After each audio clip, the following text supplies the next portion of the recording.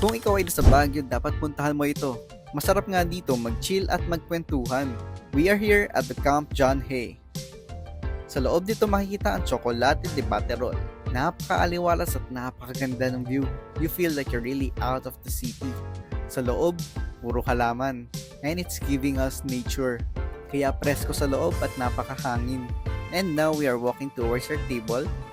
While walking, makikita mo dito ang daming tao dahil talagang napakaganda naman talaga kasi dito. And maswerte kami at dito kami napaupo.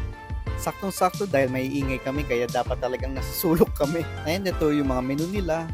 And syempre, kailangan matikman natin tong hot chocolate paired with the bibingka. And kainan na. Syempre, hindi nawala dyan yung mga chismis namin. At ang daming tea. Este chocolate pala iniinom ko.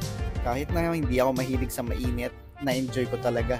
So, kung kayo ay pupunta rin sa Baguio, kailangan mapuntahan nyo ito. See you on the next video.